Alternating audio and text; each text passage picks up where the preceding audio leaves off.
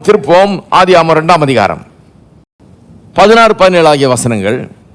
தேவனாகிய கர்த்தர் மனுஷனை நோக்கி, நீ தோட்டத்தில் உள்ள சகல விருட்சத்தின் கனியையும் புசிக்கவே புசிக்கலாம், ஆனாலும் நன்மை தீமை அறியத்தக்க விருட்சத்தின் கனியை புசிக்க வேண்டாம், அதை புசிக்கும் நாளில் சாகவே சாவா என்று கட்டளையிட்டார். எல்லாருக்கும் தெரியுது, கர்த்தர் இந்த ஒரு கட்டளை தான் கொடுத்தார். என்ன சொன்னார்? எல்லாத்தையும் புசி, இந்த ஒரு கனியை புசிக்காத, புசிக்கிற நாளிலே சாகவே சாவாய். 3ஆம் அதிகாரத்துக்கு போங்க, 1ஆம் வசனத்திலிருந்து வாசிக்கிறேன். தேவனாகிய கர்த்தர் உண்டாக்கின சகல காட்டு ஜீவன்களை பார்க்கலும் சர்ப்பமானது தந்திரமுள்ளதாக இருந்தது. அது ஸ்திரீயை நோக்கி, நீங்கள் தோட்டத்தில் உள்ள சகல விருட்சங்களின் கனியையும் புசிக்க வேண்டாம் என்று தேவன் சொன்னது உண்டோ என்றது. பிசாசு சோதிக்க வர்றான். இந்த சோதனையை பற்றி சில காரியங்களை சொல்ல விரும்புகிறேன். என்ன, இந்த நாவுக்கு அவ்வளோ பெரிய முக்கியத்துவம்.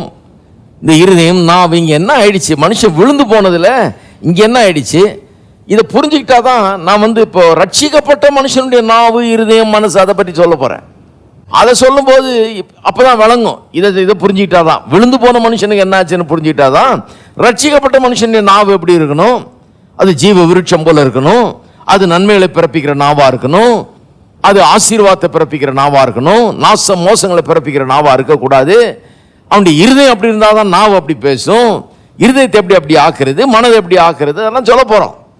அதனால தான் இது ரொம்ப முக்கியம். பாருங்க, எல்லாத்தினுடைய அடிப்படையை பற்றி பேசிட்டு இருக்கிறோம் இங்கே. அப்போ என்ன நடந்ததுன்றது புரிஞ்சுக்கிறது அவசியம். என்ன ஆச்சு மனுஷனுக்கு, ஏன் இப்படி ஆயிட்டான், ஏன் நாச மோசங்களை வரவழைத்துக் கொள்றோம். ஒரு மாதிரி நாச மோசங்கள் மேக்னெட் மாதிரி ஆயிட்டாங்க மனிதர்கள். அப்படியே ஒட்டிக்குது நம்மளோட, அது நம்ம மேல விழுகுது, அது நம்மளோட சேர்ந்துருது. அது ஏன் அப்படி இருக்கிறார்கள்? எப்படி ஆசீர்வாதம் மேக்னெட்டா மாறுறது இருக்கீங்களா? எப்படி ஆசீர்வாதத்தை சுண்டி இழுக்கிறது நம்ம பக்கம், எப்படி நன்மைகளை நமக்கு சொந்தமாக்குகிறது.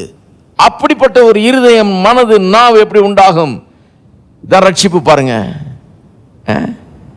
எப்படி அதிகாரத்தை பயன்படுத்துறது, எப்படி விசுவாசத்தை பயன்படுத்துறது, எப்படி இந்த கிறிஸ்தவ ஜீவியம்ங்கிறத பற்றி தான் பேசிக்கிட்டு இருக்கிறோம். கிறிஸ்தவ ஜீவியம்னா ஏதோ ஒரு மதத்தில் சேர்ந்து ஏதோ அவங்க சடங்காச்சாரத்தை பண்ணி இருக்கிறது இல்லை. இது உண்மையான கிறிஸ்தவ வாழ்க்கையை பற்றி நான் சொல்லி கொண்டிருக்கிறேன். பாருங்க, பிசாசு வருகிறான், சோதிக்கிறான். இப்போ நல்லா இருந்தான் மனுஷன், கடவுளுடைய சாயலின்படி உண்டாக்கிட்டார். அவர்கள் ஆண்டு கொள்ள கடவுள்னு எல்லாத்தையும் அவங்க கையில் கொடுத்தாரு. கடவுள் தான் ஓவரால் எல்லாத்துக்கும் மேலே இருக்கிறாரு. ஆனால் அந்த கடவுள் என்ன பண்ணிட்டாரு? இப்போ மனுஷங்கிட்ட பொறுப்பை கொடுத்துட்டாரு. இப்ப கடவுள் தான் பொறுப்புன்னு சொல்ல முடியாது. இப்ப நீங்க தான் பொறுப்பு, நான் தான் பொறுப்பு. மலை போன்ற பிரச்சனை இருந்ததுன்னா அதை தூக்கி கடலுக்கு நடுவில் போட வேண்டியது யாரு?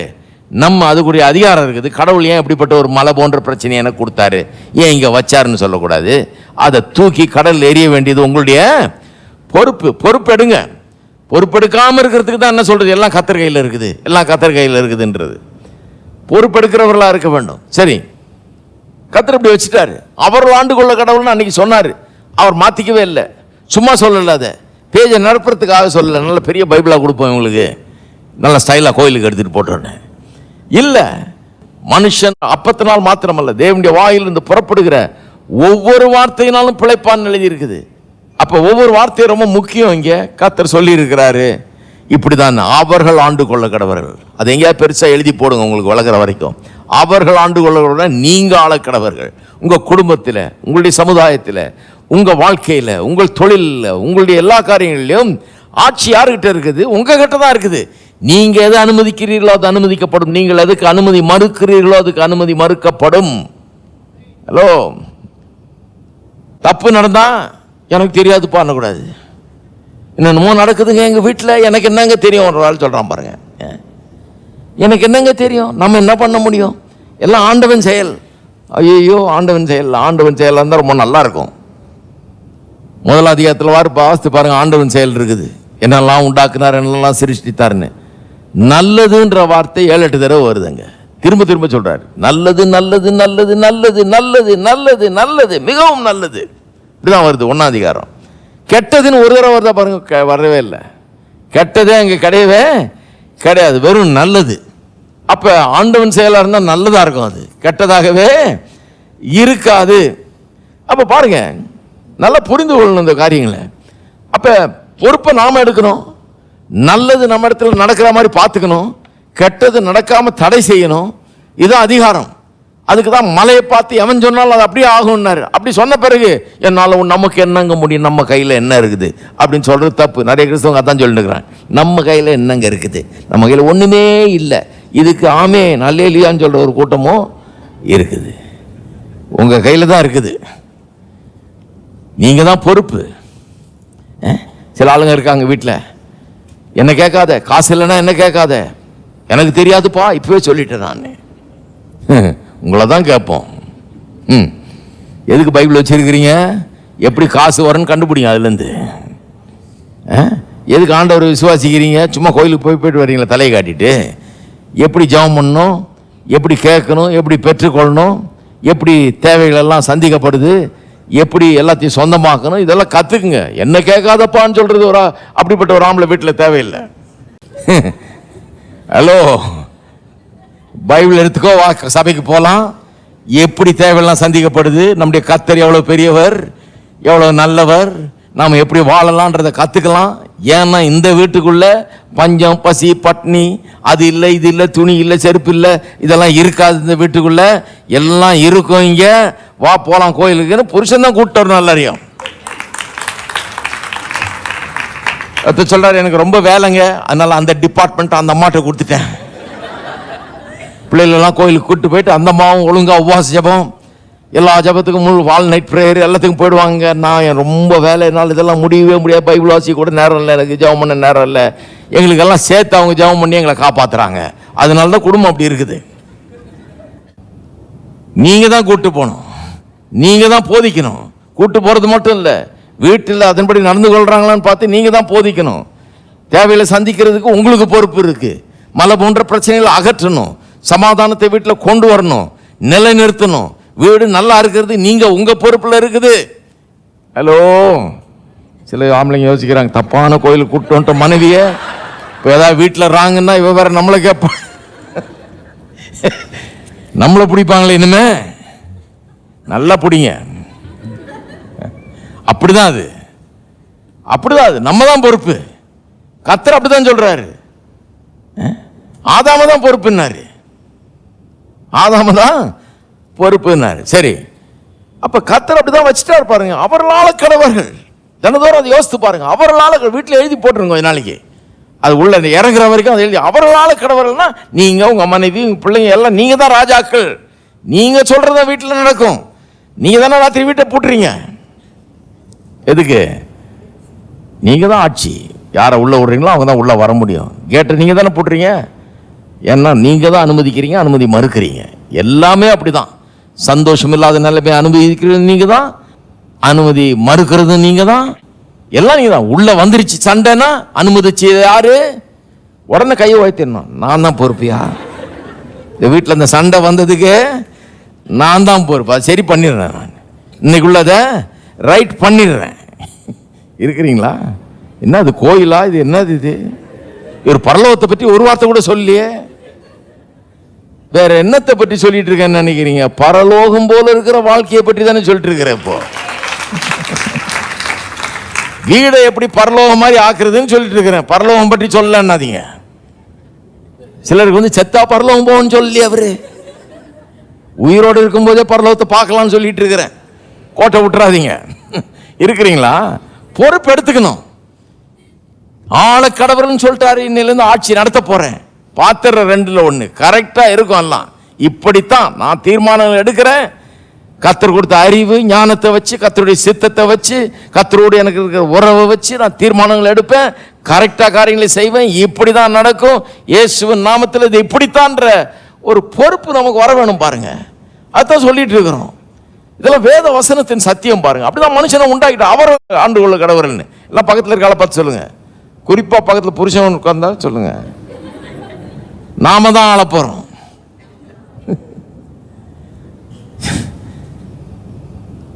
ரெண்டு பேரும் சேர்ந்து எல்லாத்தையும் ஆண்டு கொள்ளுங்கள். வர்ற பிரச்சனையெல்லாம் ஆளுங்கள், மேற்கொள்ளுங்கள், ஜெயுங்கள். அதான் வேதவசனம் சொல்லுது. எத்தனை பேருக்கு சந்தோஷம்? பாருங்க, சந்தோஷப்படுங்க. முழிக்காதீங்க. என்னையா இப்படி சொல்லிட்டீங்க நீங்க? நான் கர்த்தரை நம்பி இருக்கிறேன். இன்னும் சொல்லு அதோட வேர்ட்ஸ், நான் அந்த ஊழியக்காரனை நம்பி இருந்தேன். நீ சொல்ல வேணாமா? அவருக்கு போன் பண்ணீங்க, அவர் ஜெபம் பண்ணி எல்லாத்தையும் தீர்த்து வைப்பார். கர்த்தர் அப்படி சொல்லல. சந்தோஷப்படுங்க, கர்த்தர் உங்களை அலைய விடலன்றதுக்கு. லைன்ல நிக்க விடல, போன் கிடைக்காம அவதிப்பட விடல.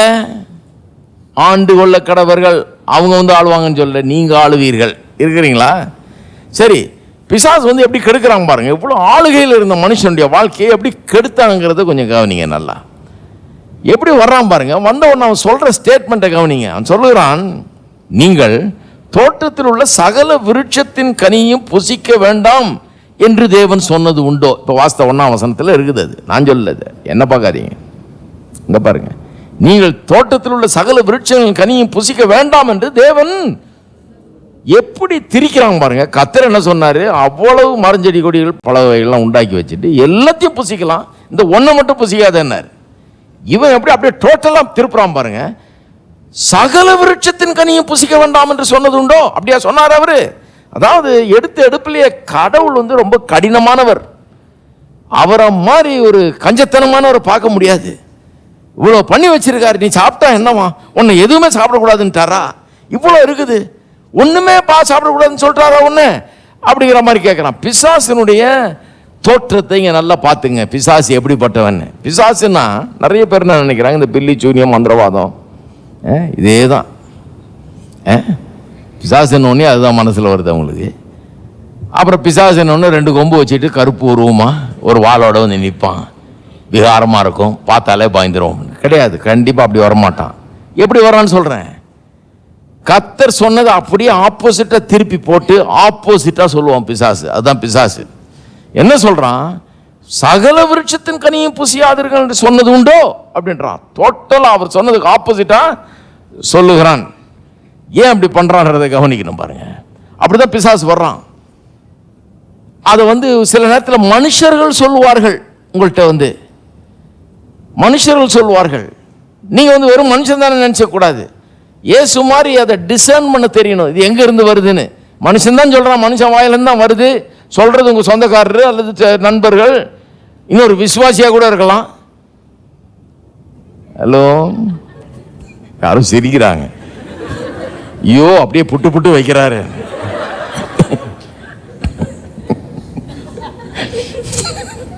தெரியுது உங்களுக்கு மைண்ட்ல என்ன போகுதுன்னு. அப்படியே சொல்றாரு. யார் அவருக்கு சொன்னதுன்னு? எல்லா இடத்துலையும் நடக்கிறது தானே. நாங்களும் அந்த பாதையில் தான் வந்திருக்கிறோம். சொல்லுவாங்க. பேதுரு ஒன்று சொல்றான் ஏசிக்கிட்டு, ஆண்டவரே சிலுவை பற்றிலாம் பேசாதே, அது உமக்காக கூடாது. அப்பாலே போ சாத்தானேன்னாரு. அதுக்கு நீங்க போய் எல்லாரையும் சாத்தான்னு சொல்லிட்டு இருக்காதீங்க. ஆனா எங்க இருந்து வருதுன்னு கண்டுகிட்டா இருப்பாருங்க. அந்த அளவுக்கு இருக்கணும். நீங்க சொல்றானே, சொல்றது எங்க இருந்து வருது? இது பிசாசின் காரியமா, இது கடவுளுடைய காரியமா? கடவுள் சொல்ற காரியமா, இது பிசாசினிடத்துல இருந்து வருதா? கடவுள் சொல்றதுக்கு ஆப்போசிட்டா இருந்ததுன்னா அது பிசாசினிடத்துல இருந்து வருகிற ஒன்று. எத்தனை பேர் சொல்றீங்க ஆமென்? அப்ப கடவுள் என்ன சொல்லியிருக்காரு? எல்லா மரத்தின் கனியை புசிக்கலாம், இந்த ஒரு மரத்தின் கனியை புசிக்காது. இவன் என்ன சொல்றான்? சகல விருட்சங்களின் கனியை புசிக்க வேண்டாம் என்று சொன்னது உண்டோ அப்படிங்கிறான். அப்ப கர்த்தர் ரொம்ப மோசமானவர், ரொம்ப கடினமானவர். இவ்வளவு பண்ணி வச்சுட்டு ஒண்ணுமே தொடவானான்ட்டாரு. அப்படித்தானே பண்ணாரு ஒண்ணு அப்படின்ற மாதிரி கேட்கறான். கொஞ்சம் ஏமாந்தா அப்படியே போட்டு அமுக்கிடுவான் பாருங்க, நம்ப வச்சிருவான். அப்படிதான் கேட்கிறான். நிறைய பேர் இன்றைக்கு அப்படிப்பட்ட ஒரு எண்ணத்தை பரப்புகிறாரு பாருங்க. அந்த எண்ணமே பிசாசினிடத்திலிருந்து வந்த எண்ணம். இவங்களெல்லாம் பிசாசுன்னு சொல்ல நான்.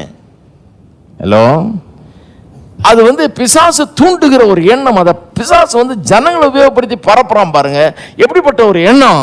கர்த்தர் நீ எதையுமே நல்லது அனுபவிக்க கூடாதுன்னு நினைக்கிறாரு. எல்லாத்தையும் வச்சிருக்கிறாரு, ஆனா உனக்கு ஒன்றும் கிடைச்சிடக்கூடாதுன்னு நினைக்கிறாரு அப்படின்றாங்க. அதனால பார்த்தீங்கன்னா சிலர் பாருங்க, அவங்களுடைய பேச்சு எப்படி இருக்குன்னா, ஆடம்பரம் கூடாது. நான் ஒருத்தரை கேட்டேன், யாருங்க அளவுகோல் சொல்றது எது ஆடம்பரம் எது ஆடம்பரம் இல்லைன்னு? ஆடம்பரம் கூடாதுன்றாரு. சரி, எது ஆடம்பரம் எது ஆடம்பரம் இல்லை யார் சொல்றது? இவர் தான் சொல்லுவார். அதுக்கு எங்க அப்பா அந்த காலத்தில் ஒரு ஃப்ரிட்ஜ் வாங்கினார் பாருங்க. அந்த காலத்தில் எல்லாம் செகண்ட் ஹேண்ட்ல தான் வாங்குவோம். ஸோ வாங்கணும்னு யோசித்தாலே, நான் இப்போ இல்லை சொல்றது, இப்போ புதுசாக வாங்கலாம். அப்போ மைண்ட் செகண்ட் ஹேண்டு தான் யோசிக்கும். ஒரு ஃப்ரிட்ஜ் வாங்கணும்னு யோசித்தாலே செகண்ட் ஹேண்ட். ஃப்ரிட்ஜ் யாரும் வச்சில்ல அப்போல்லாம் ரொம்ப. அப்போ எங்கள் அப்பா ஒரு ஃப்ரிட்ஜ் வாங்கினார். அதை ஒரு வண்டியில் ஏற்றி நான் கொண்டாந்தேன் பாருங்க. அங்கே நின்று இந்த 2-3 பேர் சொல்கிறாங்க, உலகம் உலகம் உலகம் போகுது. நல்ல ஒரு ஆவிக்குரிய வீட்டுக்குள்ள உலகம் போய்கிட்டே இருக்குது. குழு குழு பெட்டி போதிய ஐயா வீட்டுக்குள்ள குழு குழு பெட்டி போதுன்னாங்க. அதே ஆளுங்க இன்னைக்கு உயிரோடு இருக்கிறாங்க. அவங்க வீட்லயும் குழு குழு பெட்டி இருக்குது இன்னைக்கு. அன்னைக்கே அப்படி சொன்னாங்க, நல்ல ஆட்கள் தான். அன்னைக்கே அப்படி சொன்னாங்க. அன்னைக்கு ஏன்னா அவங்க லெவல் அப்படி, அவங்களால இதெல்லாம் நம்ம ஒரு மனுஷன் வச்சுக்க முடியும்னு நினைக்கல. அப்படிப்பட்ட ஒரு காலம் இருந்தது தெரியுமா உங்களுக்கு? என்ன தாத்தா மாதிரி பார்க்காதீங்க. ஏன் எனக்கு அவ்வளவு வயசாகலைங்க, நான் ரொம்ப புது தாத்தா. எனக்கு அவ்வளவு வயசாகல. என் காலத்திலே நான் பார்த்துருக்கிறேன், முக்கால்வாசி வீட்டில் 99% வீடுகளில் ஃப்ரிட்ஜ் இருக்காது. கொஞ்சம் வசதி இருந்தால், கொஞ்சம் அதுக்கேற்ற ஒரு புத்தியும் இருக்கணும். வசதி இருக்கவங்க கூட ஃப்ரிட்ஜ் வச்சிடல. அப்போல்லாம் வசதி இருந்தால் கூட புத்தி வேணும் அதுக்கு. நான் ஒருத்தரை கேட்டேன், ஏங்க அன்றைக்கெல்லாம் சொல்லிட்டு இருந்தோம் குழு குழு பெட்டி உலகம் அப்படின்னு. ஒருத்தர் சொல்கிறாரு, அது அந்த காலம் அப்படி தம்பி, அந்த காலம் நல்ல காலம். உங்களை நம்பலை, நல்ல காலம் உங்களை நம்பி இருந்தானா நானும் ஃப்ரிட்ஜ் இல்லாமல் இவ்வளோ நாள் இருந்து என் புத்தியும் உங்கள் புத்தி மாதிரி மாறி இருக்கும். நல்ல காலம் எங்கள் புத்தி கொஞ்சம் மாறிச்சு. நம்ம எண்ணங்கள் படி தான் நம்ம போக முடியும், அவங்க எண்ணத்துக்கு நம்ம தாழ்ந்து போக முடியாது. நான் என்ன நினைக்கிறேன்னா, அவங்கள நம்ம எண்ணத்துக்கு உயர்ந்த எண்ணத்துக்கு உயர்த்தணும். நம்ம எண்ணத்துக்கு மட்டும் இல்லை, அவங்கள ஆண்டவருடைய உயர்வான எண்ணங்கள் வரைக்கும் அவளை உயர்த்தி கொண்டு போக வேண்டியதுதான் பிரசங்கியாருடைய பொறுப்பு. அதனால தான் நான் இப்படி பிரசங்கம் பண்றேன். நீங்க இருக்கிறபடி நம்ம கலாச்சாரம் இவ்வளவுதான், நம்ம இது இப்படிதான், நம்ம அளவுகோல் இப்படிதான் அப்படின்னு பிரசங்கம் பண்ணலையே. நான் அளவுகோல் வேற அளவுகோலை பிரசங்கம் பண்ண. கடவுளுடைய அளவுகோல், கடவுளுடைய அளவுகோல் நான் மனுஷனை உண்டாக்கி எங்க வச்சார்? ஏதேன் தோட்டத்தில் வைத்தார். ஏதேன் தோட்டத்தில் வச்சார் பாருங்க. 4 நதி ஓடுது, ஒன்னுல குளிச்சுக்கோ, ஒன்னுல துவைச்சுக்கோ, ஒன்னுல நீந்திக்கோ அப்படின்னு 4 நதி ஒரு மனுஷனுக்கு விளையாண்டு வைப்பான்னு 4 நதி வைக்கிறாரு. பொன் விளைகிற பூமியா இருக்குது, எல்லாம் அருமையா இருக்குது. நம்ம ஆளுங்க என்ன சொல்லுவாங்க? ஐயோ ஐயோ வேஸ்ட் வேஸ்ட் வேஸ்ட், ஆண்டவரே தண்ணியை சேவ் பண்ணணும், எல்லாத்தையும் சேவ் பண்ணணும். சூரியன் சந்திரன் நட்சத்திரம் எல்லாம் ஒரு மனுஷனுக்கா? கர்த்தர் சொல்றாரு, வேஸ்ட்னா எனக்கு என்னன்னே தெரியாது, ஏன்னா நான் கடவுள், நீ மனுஷன், அது விழுந்து போன மனுஷன். அதனால தேவனுடைய சாயல்ல உண்டாக்கப்பட்ட மனுஷனா இருந்தாலும் இப்ப விழுந்து போன நிலையில இருக்கிறதுனால எண்ணங்கள்லாம் ரொம்ப தாழ்வா இருக்குது. அதான் சொல்றாரு, உங்களுடைய நினைவுகள் என்னுடைய நினைவுகள் அல்ல, உங்களுடைய வழிகள் என்னுடைய வழிகளும் அல்ல. வானத்துக்கும் பூமிக்கும் எவ்வளவு உயரமா அவ்வளவு உயரமா என்னுடைய வழிகள் இருக்கிறது, என்னுடைய நினைவுகள் இருக்கிறது என்றாரு. சரி, கவனிப்போம். அப்ப பிசாசு பாருங்க இப்படிதான் வேலை செய்யறான் பாருங்க. ஜனங்கள் எப்படி கெடுக்கிறான் தெரியுமா? ஒன்னும் பெருசா பில்லி சூனியம் மந்திரவாதத்தில் வந்து கெடுக்கிறது இல்லை, இப்படிதான் கெடுக்கிறான். புத்தியை கெடுத்துறான் பாருங்க. இது ஆடம்பரம், அது உனக்கு வேணாம், அது உனக்கு நல்லது இல்லை, இது ரொம்ப டூ மச், இது உனக்கு அது வேணாம், இது வேணாம், இப்படி இருந்துக்கோ, அப்படி இருந்துக்கோ, நீ ரொம்ப இப்படியே இருந்துக்கோ, நீ தாழ்மையிலேயே இருந்துக்கோ, வெறும் ரப்பர் செருப்பு தான், அது தவிர வேற போடாத.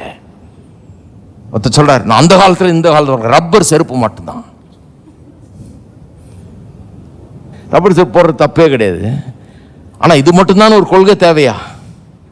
ஹலோ, அப்படிப்பட்ட கொள்கை எல்லாம் தேவையே கிடையாது. காலகாலத்துக்கு அது அது வேற வேற மாதிரி வந்துகிட்டு இருக்குது. ஷூ எல்லாம் நல்லதா வாங்கி போட்டுக்க வேண்டியது தானே, எது நல்லதோ நமக்கு அது செஞ்சுக்க வேண்டியதுதான். சரி,